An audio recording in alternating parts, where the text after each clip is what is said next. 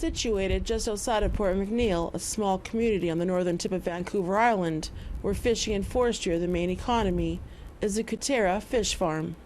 Opened in 2013, the operation is only one of 2 fish farms in BC that is completely on land. It's isolated from wild populations of fish, and it's fed by well water by the nearby Nimkish River. In this promotional video by the company, they explain how the process works. We use state-of-the-art technology to recycle and to reuse the vast majority of water in the system.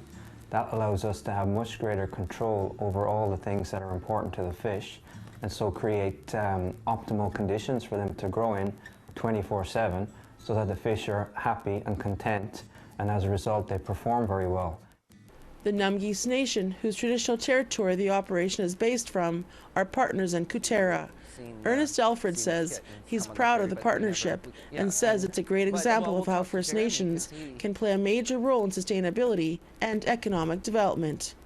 Our nation has become leaders and pioneered technology here, and that we share it freely with anybody who is interested in learning about it and maybe perhaps learning from some of the side steps we've made with the project. But I think for us, it was the fact that we needed to be a leader in terms of this technology and in terms of protecting our wild salmon.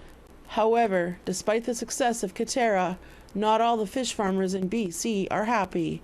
Just this past June, the federal government announced plans on banning open-net salmon farms in the ocean by 2029 due to the risk of farmed fish interacting with wild fish and potentially spreading diseases and sea lice.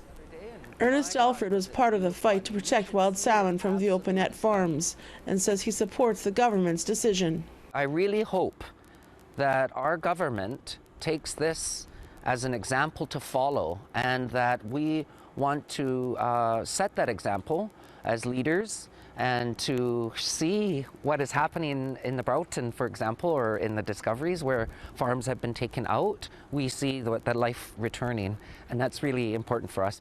Brian Wadhams is on the Numgees Council. He says that fishing in BC is not what it used to be, and he is grateful for this opportunity for his nation to benefit from the industry in a new way. The opportunities in the salmon fishing industry was second to none for the coastal communities up and down the coast of British Columbia, and we've lost that resource. And that's why we need to look at alternatives to open that system so that we can restore, rebuild, and start to benefit from the wild salmon once again. Tina House, APTN National News, Port McNeill.